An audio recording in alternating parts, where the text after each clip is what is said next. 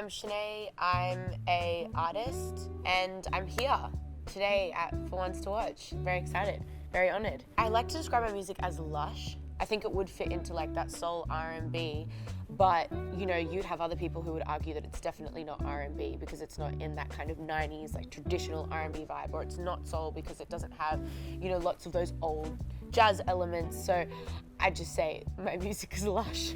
I grew up in a very like musical family, so my dad plays a few instruments, and then like my cousins and like my wider family are all very musical. So I wouldn't say it's kind of influenced my style or genre, but it's definitely something that I've grown up with, and I guess why it's been so normal for me to just do music, because I've always had it around.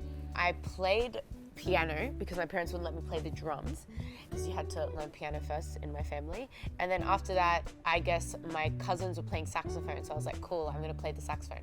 So I ended up playing the saxophone in my school band, and then from that I was like, hey, this is really fun, and my parents were like, hey, you're actually like not so bad. So then I went to this like jazz music school, and this jazz music school was one of the biggest at the time in Sydney.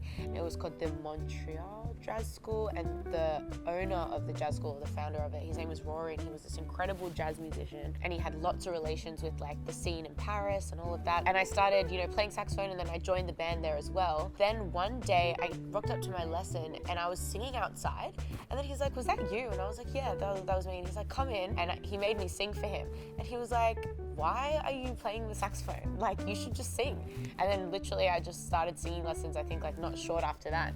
And then I started like songwriting lessons, and then that's kind of how it came about. My song that describes me the most is this song that I'm about to release very soon. This isn't a marketing strategy. It just actually is. It's called Illusions, and I wrote it, I guess, about the nuances and the intricacies that are involved in love. And I didn't write it about somebody. It's not a love song. It reveals so much about who I am and how I think and how I feel, and even sonically how it sounds. I think it depicts me very well as a person, and I think that would be my song of choice.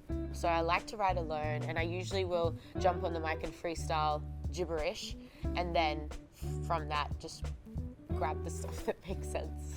Performing live, like, what's not to love about it? You're speaking to people, you're getting energy back, you know, it's real time, real talent. Like, I love everything about it, more so the feeling. It's good. I opened for PJ Morton. So good. So good. That was like game changing. That actually, I think, gave me the like momentum and push that I had never had before. I had never sung in front of that group of people. So, you know, for a lot of the time I've sung in front of people who are fans of a different type of music, and they were so like involved and they loved what I was putting out. I think that they really were drawn to what I was doing. My inspiration for my style is just how I'm feeling on the day, but I think mine's definitely mood dependent. Like yesterday I was in basketball shorts and a t-shirt, and today I'm in a two-piece that is small. So it all just depends.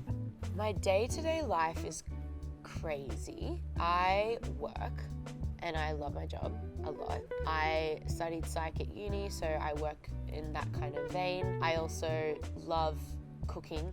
Food occupies a lot of my time as well, but honestly, my love language is quality time, if you know love languages. So I'm spending it with people that I love. So I'm spending it with like those people closest to me, and just trying to enjoy, you know, my great relationships in my life while they're here.